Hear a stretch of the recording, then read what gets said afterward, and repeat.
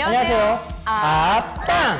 이승아, 송환용입니다. 와, 저희가 오늘은 이제 분양 소개가 아니라 좀 도움이 되는 정보들 저희가 한번 소개해 드리려고 하는데, 그쵸. 자, 일단은 지금 제일 제가 많이 주변에서 듣는 얘기가 중기청, 뭐 LH, SH. 그쵸. 일단 전세에 그쵸, 대한 전세 작은 대출 말씀하시는 거죠? 맞아요. 그 중에서도 요즘에 핫한 게 중소기업, 청년, 전월세, 보증, 대출. 그럼 오늘은 중기청에 대해서 한번 자세하게 알아보도록 하겠습니다.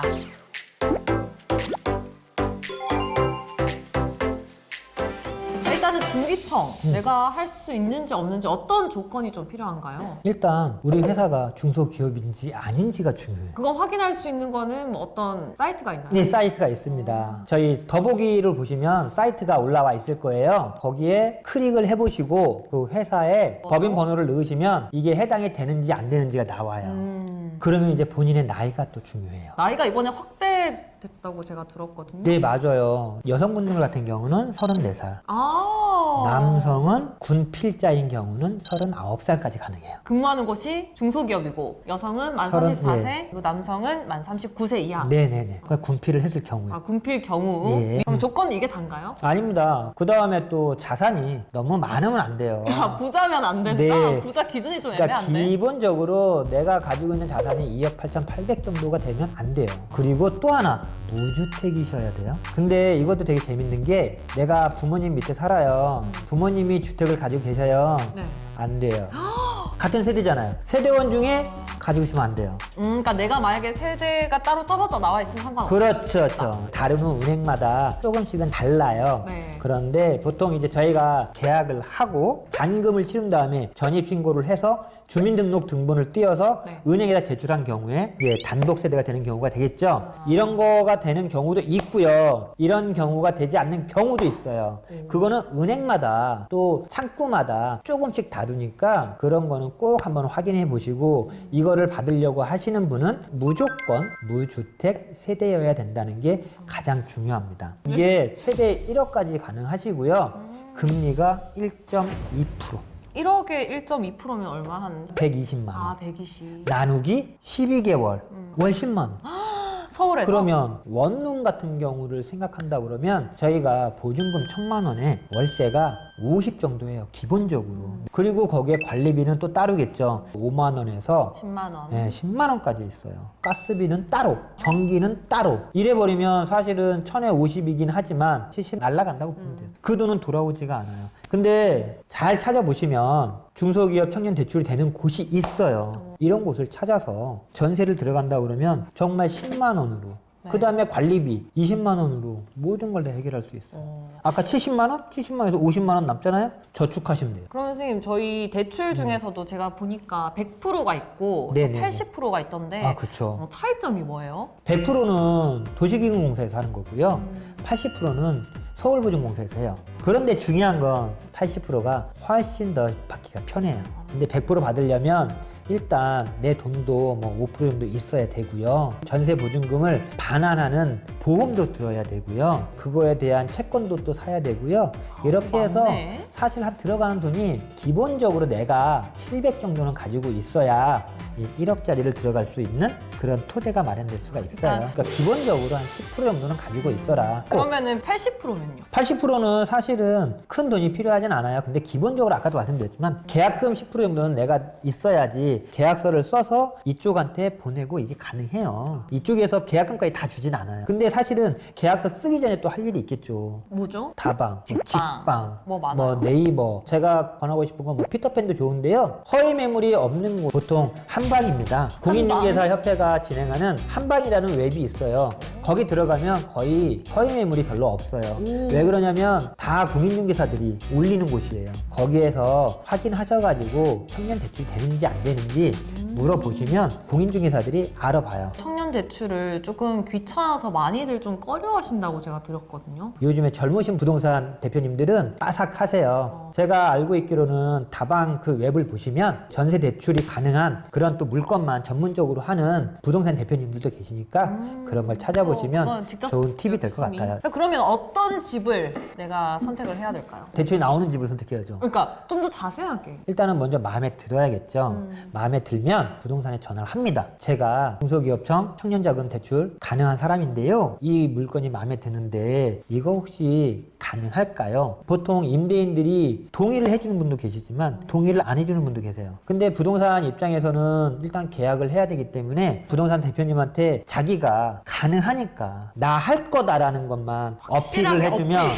그러면 부동산 대표님들이 임대인을 잘 말씀을 드려요. 일단은 내가 원하는 집을 발품 팔아서 찾고 그 다음에 공인중개사님께 이게 가능한지 안 되면 조금 도와달라. 그렇죠. 그게 오케이 됐다. 부동산 대표님한테 건축물대장이라든가 등기부등본 이거를 띄워달라고 하셔가지고 이게 이제 취급하는 은행이 딱 5군데가 있어요.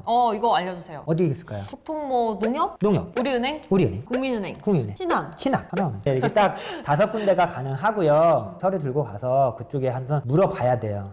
그러면 그쪽에서 되는지 안 되는지를 알려줘요. 오케이가 된다 그러면 그 다음부터는 이제 진행을 하는 거예요. 계약서도 쓰고 계약서 쓸 때는 보통 5% 정도 돈을 내고 계약서를 써서 확정일자를 받아서 또 은행에 갖다 주셔야 돼요. 그래야지 또 은행에서 그 서류를 가지고 진행을 또 해요. 번거롭지만 그래도 나한테 이득이 많으니까 그럼요. 무조건 해야지. 그러면 선생님 대출 한도는 얼마 정도? 딱 1억 정해져 있고요. 그걸 추가할 수 없어요. 그 다음에 계약을 하는 데 있어서 좀 꿀팁이라고 할까? 분명히 전세잖아요. 네. 무조건 2년 하셔야 돼요. 얘는 4회에 걸쳐서 연장이 가능해요. 한 번 한 다음에 연장을 4번 할 수 있다고요. 그럼 총 10년이죠. 그런데 만약에 내가 계약을 1년을 했어. 그러면 4회, 5년. 완전 반품으로. 예, 근데 임대인이 전세 금액을 올린다면 또 다른 곳을 또 찾아봐야겠죠. 왜냐하면 1억 이상 금액이 안 돼요. 외벌이인 경우에는 내 연봉이 3,500만 원 이하여야 돼요. 연봉이 3,500만 원 이하여야 가능. 그리고 부부가인 경우에는 5천만 원 이하여야 돼요. 또 능력이 좋으신 분들은 스카웃이 돼갈 거 아니에요. 그러면 내가 계약 만기 되는데 스카우트가 됐어. 그럼 어떻게 해야 돼? 이게 대기업이야. 반환해야 돼요.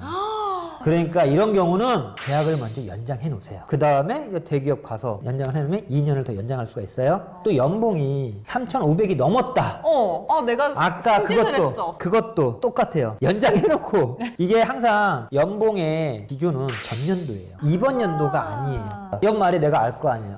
되겠다. 일단 그러면 연장해놔야겠다. 네, 연장을 만기 전에라도 임대인하고 협의를 해서 그래서 연장을 해 놓고 그 다음에 뭐 연봉이 높아지면 2년은 또 그걸 또 이용할 수가 있죠. 그 다음에 또 계속해서 1.2%가 아니에요. 연장 2회까지만 1.2%고요. 그 이후는요? 그 이유는 디딤돌 대출의 이자율에 한해서 달라져요. 디딤돌 금리로 바뀌어요. 확 높아지진 않아요. 그래도 한 2% 정도뿐이 안 되니까. 자, 그리고 이제 계약서 쓸 때 네네네. 특약이라는 걸 꼭 넣으라고 하더라고요. 네, 맞아요. 웬만하면 공인중개사 대표님들이 다 넣어드려요. 등기부상 자기 잔금하기 전까지 하자가 없도록 한다. 뭐 근저당권이나 압류 이런 것들이 들어오지 못하게 한다. 만약에 그런 경우가 있는 경우 계약금을 전액 반환한다. 뭐 이런 특약이 들어가고요. 그 다음에 또 하나 특약은 이제 임대인 계좌로 무조건 돈을 입금하는 거예요. 가끔 보면 뭐 자기 아들한테 넣어달라, 자기 와이프한테 넣어달라. 맞아. 절대 안 돼요. 자, 그럼 선생님 마지막으로 네. 실제로 제가 만약에 이제 하게 된다면 어디서부터 어떻게 순서를 한번 쫙 정리를 해주시죠. 첫 번째,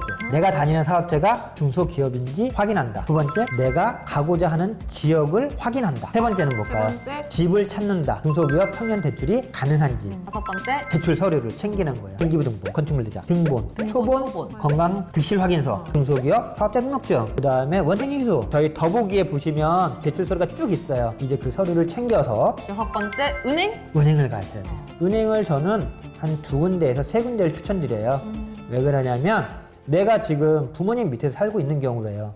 그러면 내가 단독 세대주가 아니잖아요. 네. 그렇지만 내가 옮기면 단독 세대주가 될 수 있잖아요. 이렇게 해서 되는 경우가 있고요. 또 어떤 은행은 그거 절대 안 된다. 너 먼저 단독 세대 만들어라. 하고 와라. 이런 경우도 있어요. 은행마다 조금 다르니까요. 한번 2-3군데만 좀 알아보셔도 본인한테 맞는 그거를 찾을 수가 있을 거예요. 일곱 번째. 계약서를 써야겠죠. 네. 은행에서 이 집 대출 나올 수 있습니다 라는 통보를 받으면 부동산 대표님한테 전화해서 저 그 집 계약할래요.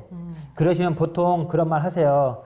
그러면 뭐 가계약금이라도 뭐 1, 20만 원에 넣어주세요 라고 해요. 맞아요. 빨리 쏘세요. 왜 그러냐면 본인이 그 부동산 가는 사이에 다른 사람이 채가구나. 계약서를 쓸 수도 있고요. 아니면 가계약금을 넣을 수도 있어요. 그러면 부동산 입장에서는 먼저 해준 사람 땡큐지. 돈 들어오는 게 먼저예요. 맞아. 마지막으로 할 거 계약서 썼어요. 그러면 항상 동사무소 가셔가지고 꼭 확정일자 받으세요. 일단 확정일자 먼저 받고 잔금하고 그날 꼭 전입도 하세요. 많이 귀찮거든요. 맞아. 그러다 보니까 그걸 안 해요. 그게 중요해요. 이게 집에 하자가 발생했을 때 내가 대항력을 가지고 있냐 없냐는 내가 확정일자를 받고 전입을 했냐 안 했냐에 따라서 정말 천지차이예요. 그 돈을 돌려받을 수도 있고 우와. 돌려 못 받을 수도 있어요. 그렇지만 중기청에서 하는 거는 보증보험이 꼭 들어가요. 큰 무리는 없어요. 하지만 그래도 그런 것도 습관은 기본적으로 들어가야겠네요. 네네네 무조건 계약서 쓰면 확정일자 받으시고요. 무조건 잔금을 하시면 전입신고를 하세요. 그리고 마지막으로 입주. 그렇게 하시면 끝.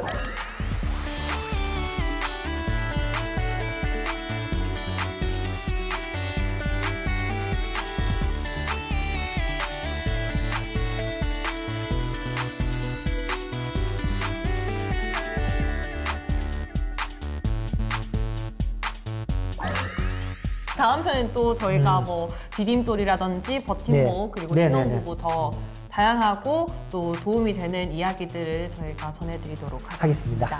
네, 오늘 저희가 드린 정보, 중기청에 대한 정보가 도움이 되셨다면 구독과 좋아요 알림 설정과 댓글도 아. 앞당!